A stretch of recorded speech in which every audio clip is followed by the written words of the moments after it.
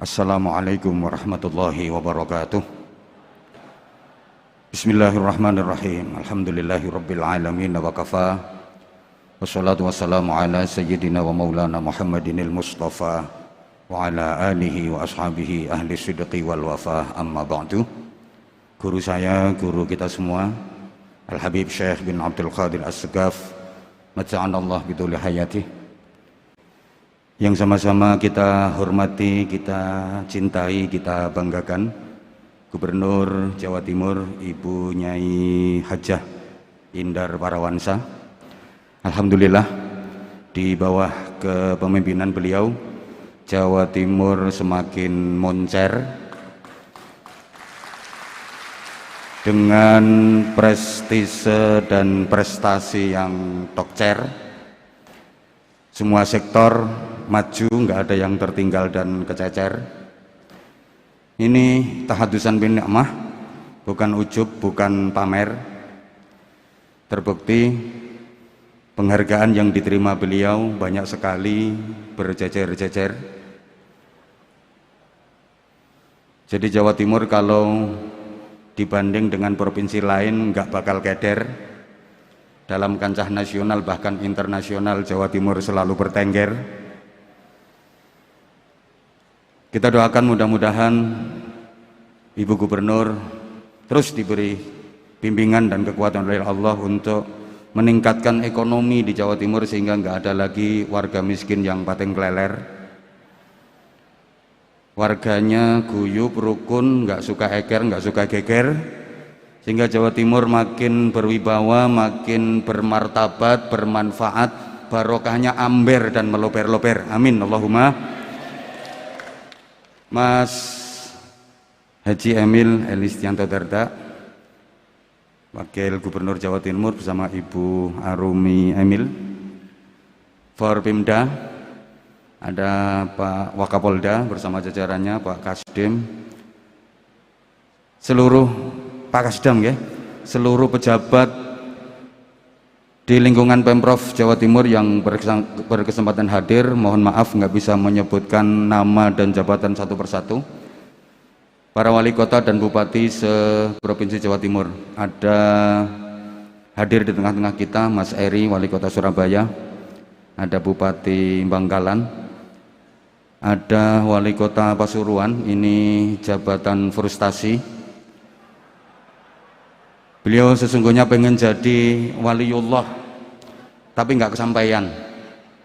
Untung turunnya ke wali kota. Saya takut nggak kesampaian jadi waliullah, turunnya ke dubes, dukun besar. Ini bahaya. Sekhermania seluruh Indonesia, Bapak Ibu Saudara, warga masyarakat Jawa Timur khususnya, dan saudara-saudara sebangsa setanah air yang bisa mengakses majelis hari ini yang saya cintai, yang saya hormati rahimakumullah. Kegiatan yang dilaksanakan Pemprov Jawa Timur dengan dikomandani oleh Ibu Gubernur di penghujung tahun ini menyongsong Jawa Timur Bangkit 2022 dengan agenda acara mulai khatmil Quran, sholawat, muhasabah, doa bersama. Mudah-mudahan menjadi titik tumpu turunnya rahmat Allah untuk Indonesia. Mudah-mudahan menjadi wasilah seluruh bangsa Indonesia diselamatkan Allah dari berbagai wabah, musibah, dan berbagai bencana. Juga mudah-mudahan menjadi wasilah NKRI yang kita cintai bersama tetap terpelihara dan dijaga oleh Allah Subhanahu wa Ta'ala. Kegiatan ini juga bermakna doa, mensyukuri waktu dan kesempatan yang diberikan Allah kepada kita. Syukur itu definisinya tasarrufun ni'mah fi mardatillah, mendaya gunakan nikmat pemberian Allah untuk hal-hal yang diridhai Allah. Maka mensyukuri tahun baru dengan euforia yang berlebihan jelas dilarang. Mensyukuri tahun baru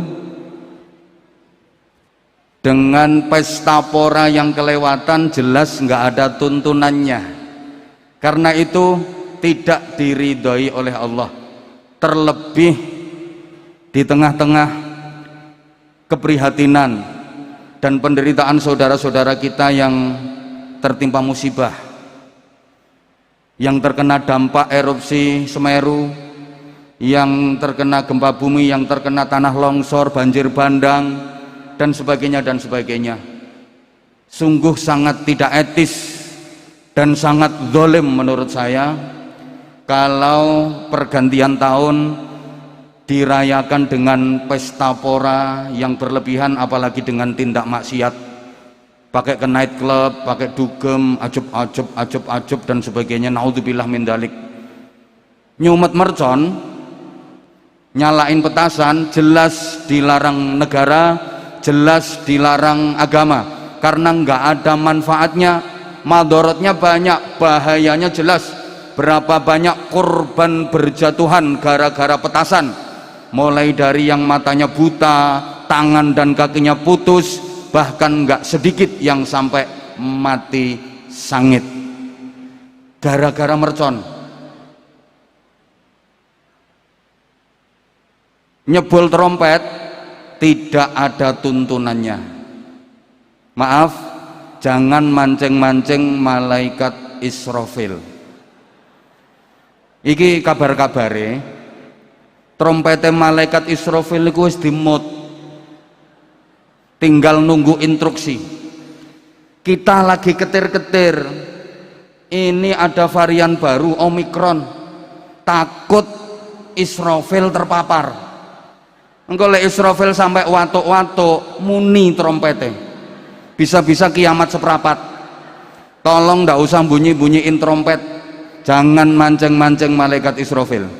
Allahumma sholli ala Muhammad. Tahun baru itu sama dengan hari-hari biasa. Saya Anwar Zahid, yang bodoh, yang doif, tidak mendapatkan satupun referensi atau dalil tentang perayaan tahun baru. Jadi tahun baru itu sama dengan hari-hari biasa.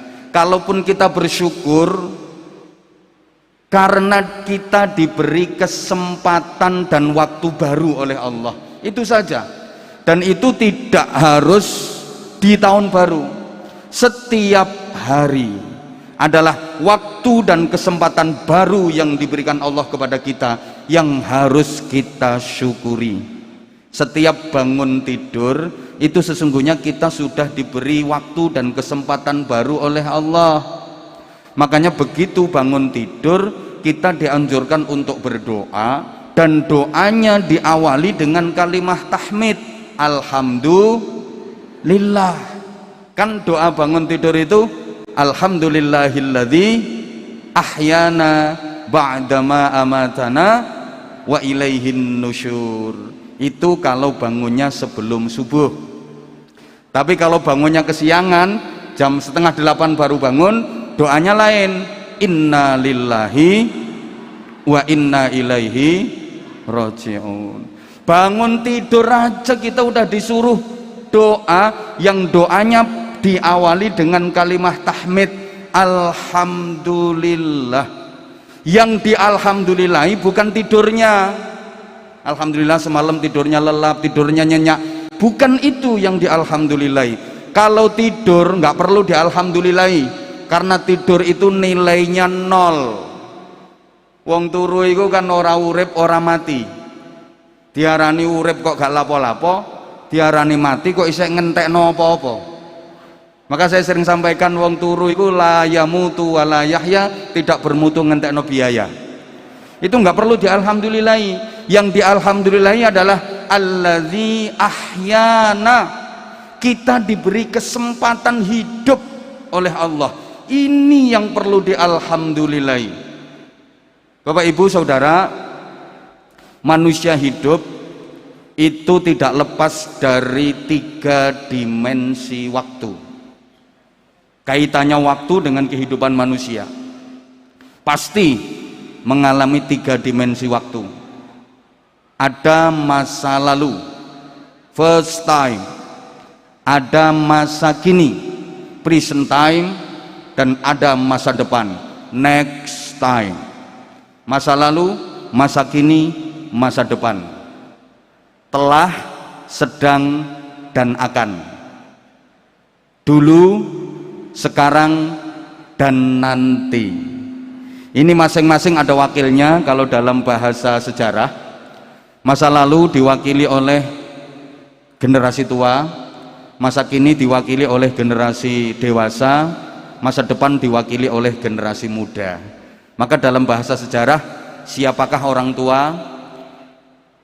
Orang tua adalah manusia masa lalu yang masih tersisa di masa kini, yang sudah tidak banyak harapan di masa depan.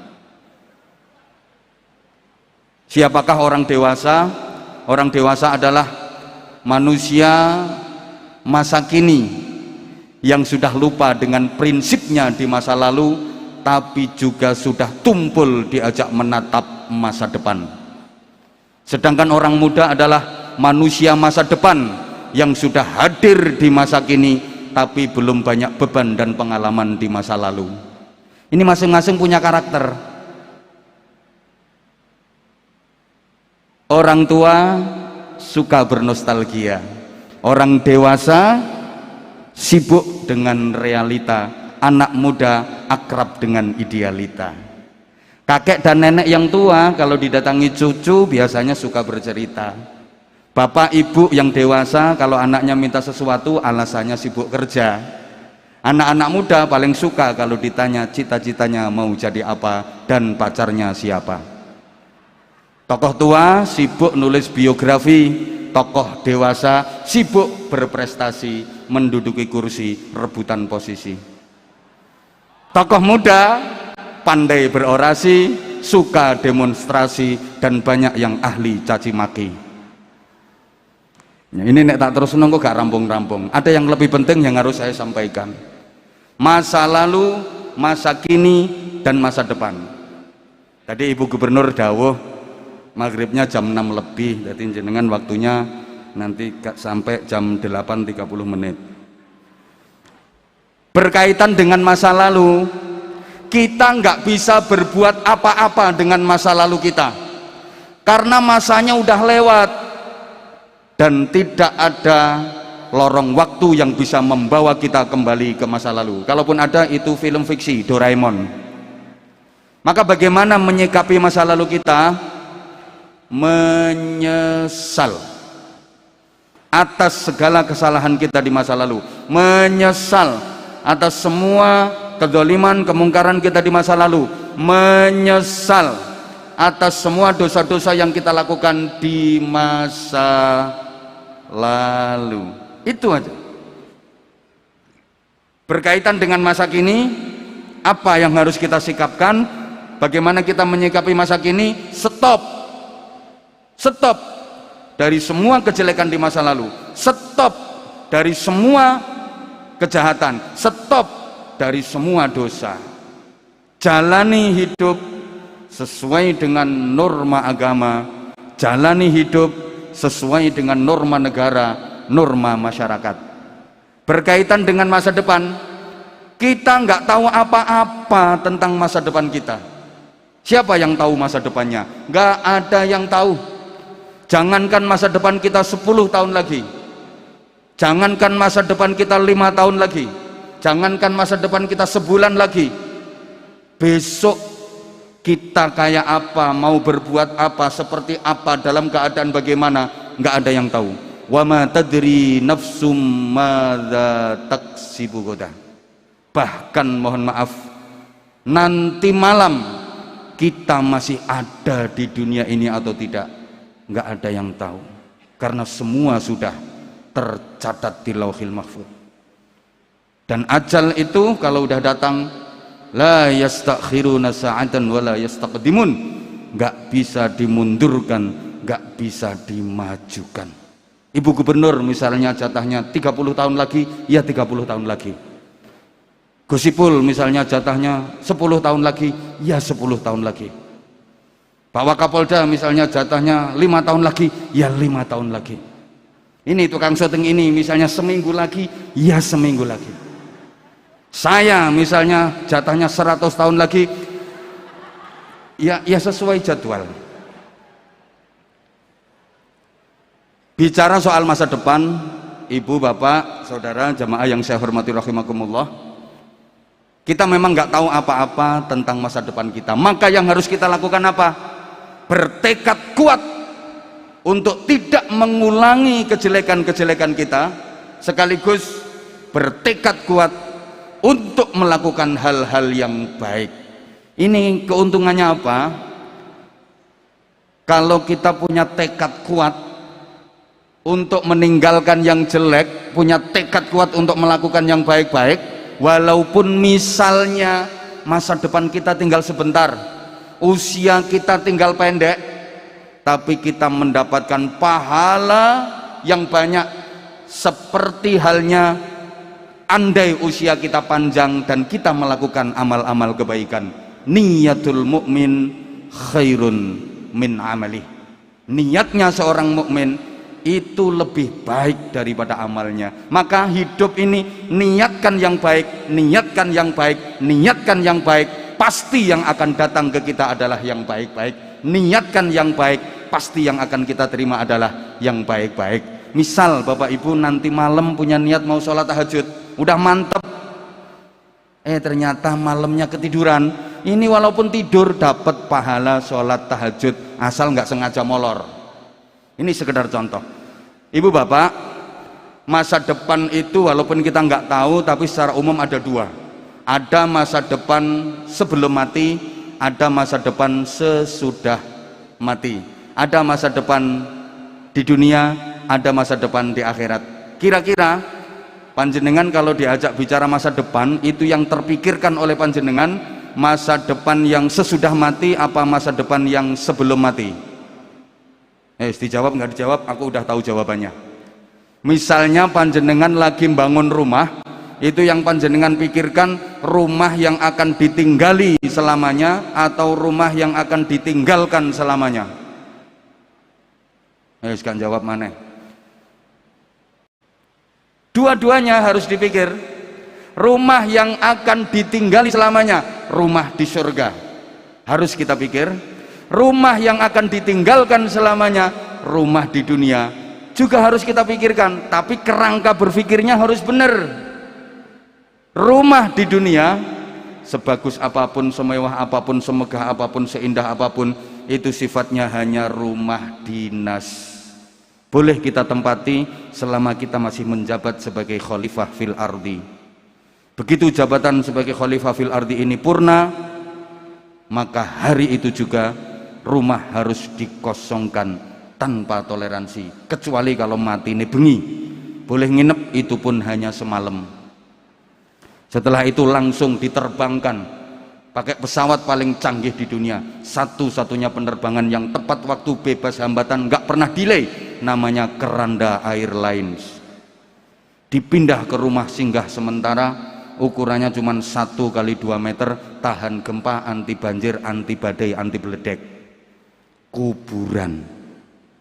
Rumah yang akan kita tinggali selamanya adalah rumah yang di surga. Pertanyaannya, sudahkah kita punya kapling di sana? Nah, untuk bisa menggapai itu, Bapak Ibu jamaah sekalian, what must we do now? Gak ngerti ya, wes aku ya iso ngomong tok ini podo gak ngerti nih. Apa yang sekarang harus kita lakukan? Trilogi prinsip hidup manusia agar hidup ini bermakna, bermartabat dan selamat dunia akhirat. Ini sering saya sampaikan di mana-mana. Hidup itu harus melakukan perbaikan menuju kebaikan untuk meraih yang terbaik. Lakukan perbaikan di seluruh lini kehidupan menuju kebaikan dalam semua aspek hidup agar kita meraih yang terbaik dalam kehidupan fid dini wad dunya wal akhirah. Amin Allahumma. Melakukan perbaikan ini artinya kita jangan hanya puas jadi orang baik, tapi harus jadi orang yang memperbaiki. Jangan cuma puas jadi orang solih solihah, tapi harus meningkat jadi orang yang muslih muslihah. Mal farqu bainas solih wal muslih? Apa perbedaan antara solih dengan muslih? Bapak Ibu, solih itu artinya orang baik. Kalau muslih, orang yang memperbaiki, melakukan perbaikan. As-solih khairuhu li nafsih, wal muslih khairuhu li nafsihi wa li ghairih. Orang baik, orang soleh, itu kebaikannya hanya manfaat untuk dirinya sendiri saja. Tapi orang muslih, orang yang melakukan perbaikan, itu manfaat kebaikannya ya untuk dirinya sendiri, ya untuk banyak orang. Jadi kalau sekedar solih, sekedar jadi orang baik, itu manfaat kebaikannya hanya untuk dirinya sendiri. Api tapi api dhewe. Beda dengan muslih yang memperbaiki, melakukan perbaikan.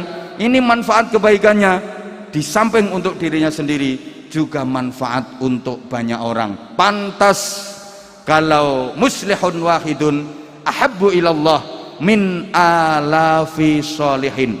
Satu orang yang melakukan perbaikan lebih dicintai Allah daripada ribuan orang baik yang tidak mau melakukan perbaikan. Kenapa? Allah menjaga ekosistem dan kelestarian dunia ini melalui orang-orang muslih.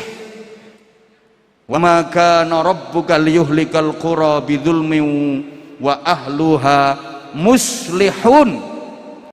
Sekali-kali Allah tidak akan menimpakan azab, menghancurkan suatu negeri selama penduduk negeri itu mau melakukan perbaikan.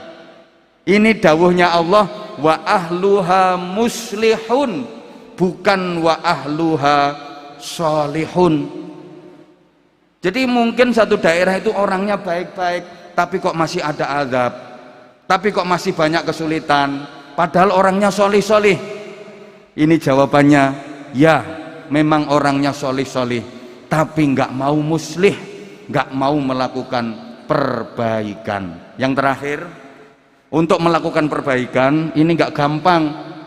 Kita nggak akan mungkin berbuat dengan sendirinya, karena kita ini human socially, nggak bisa hidup tanpa orang lain. Ini dibutuhkan kerjasama. The right man on the right job, the right man on the right place. Aku mau ndak gowa ya Gus saiki Gus. Kalau dalam bahasa agama, kullu ya'malu ala syakilatih. Masing-masing komponen bangsa ini harus bekerja dengan sungguh-sungguh sesuai dengan profesi masing-masing. Bukan cuma kerja keras, tapi harus didukung dengan kerja cerdas sekaligus kerja ikhlas. Allahumma sholli ala Muhammad. Kalau cuma kerja keras, itu kerja pakai otot, hasilnya hanya pas. Tapi kalau didukung dengan kerja cerdas, kerja pakai otak, hasilnya lebih puas dan lebih luas. Apalagi disempurnakan dengan kerja ikhlas pakai hati, Allah berjanji diberi hasil yang puas, luas, tak terbatas. Tak boleh nih, ini larang ini kata-kata ini. Kalau cuma kerja keras, hasilnya hanya pas. Tapi kalau mau kerja cerdas, hasilnya lebih luas.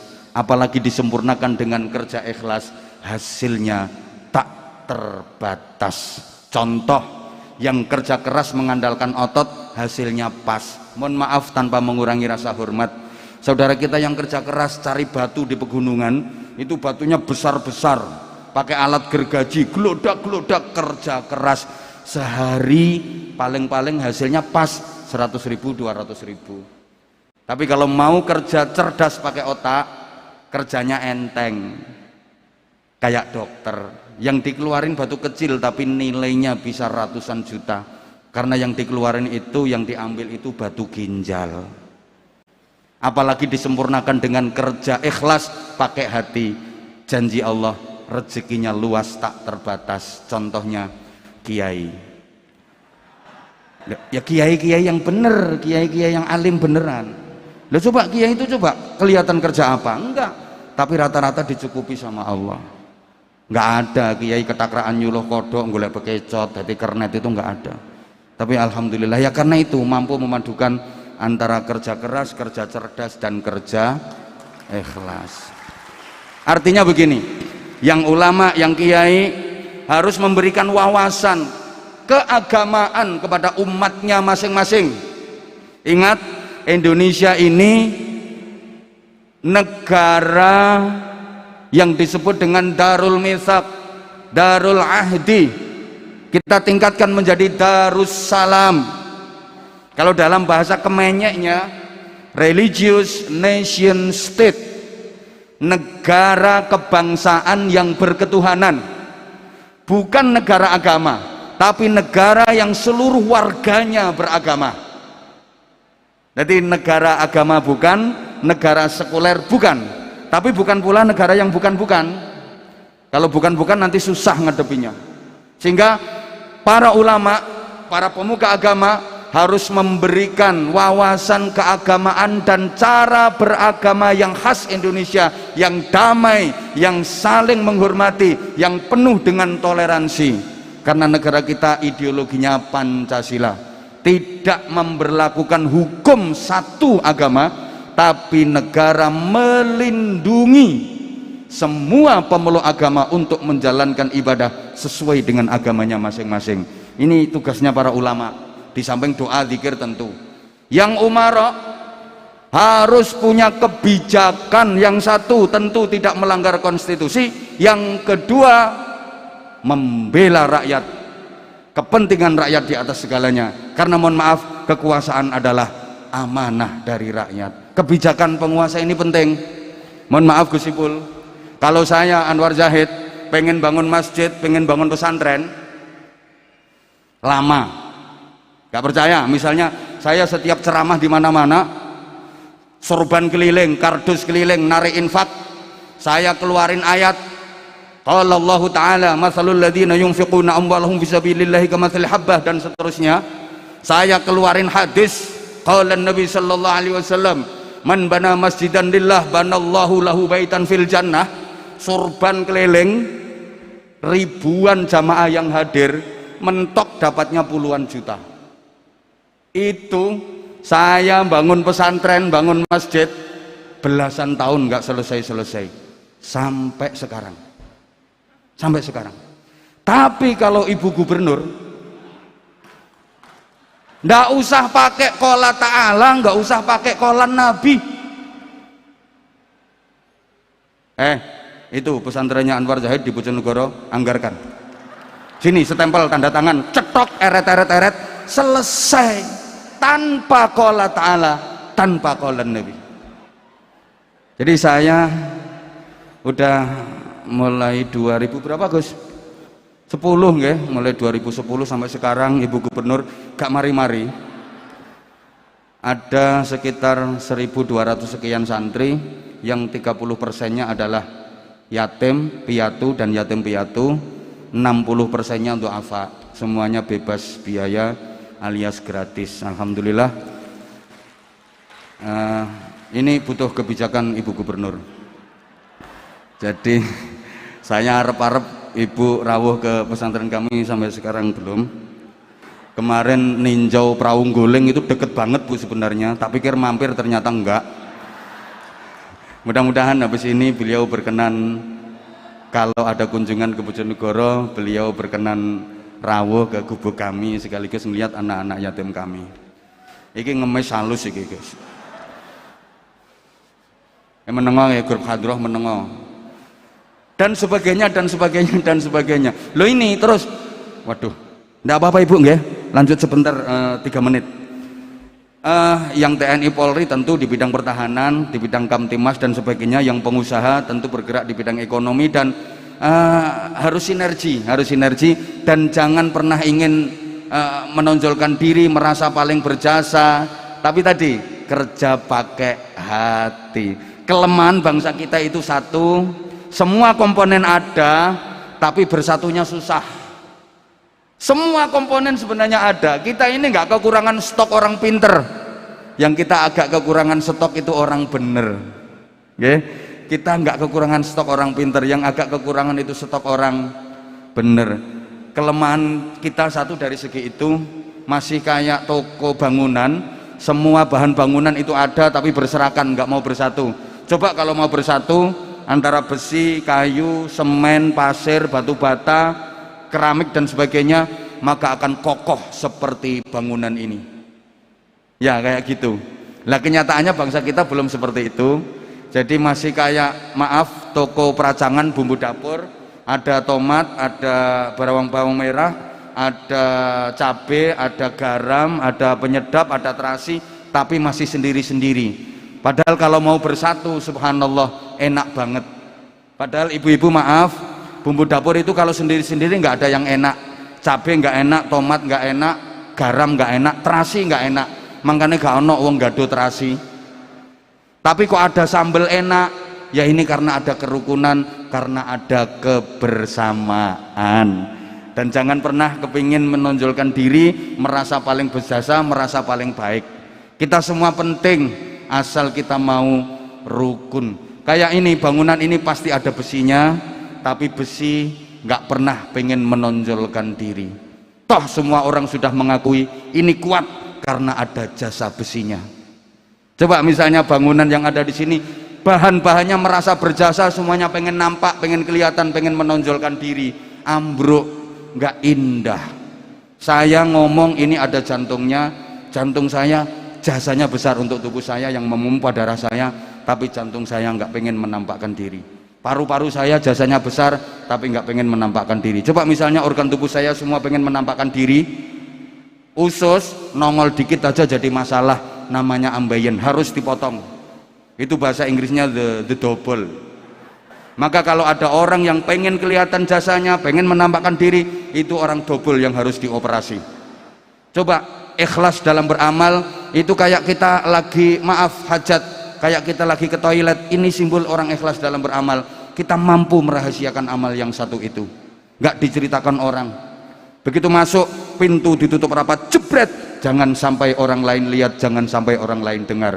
Begitu duduk, keran dibuka, gerajak, keras suara air agar tidak terdengar bunyi pret, prokotok. Itu jangan sampai didengar orang, jangan sampai dilihat orang. Meskipun keluarnya sulit, mari mangan jambu klothok entek sak pirang-pirang, kita juga nggak pernah teriak, aduh metune alot, enggak. Kita mampu menahan, jangan sampai didengar orang. Habis bersih keluar, kita tetap bisa merahasiakan sehingga nggak pernah kita ceritakan ke orang lain. Itulah orang yang ikhlas dalam beramal. Sekecil apapun amal yang ikhlas, Allah yang akan membesarkan. Mudah-mudahan Jawa Timur ke depan makin jaya, Jawa Timur ke depan makin sejahtera, Jawa Timur ke depan makin barokah. Ini yang saya sampaikan. Mohon maaf atas segala salah dan khilaf. Waffaqanallahu wa iyyakum lima yuhibbu wa yardah. Wassalamualaikum warahmatullahi wabarakatuh.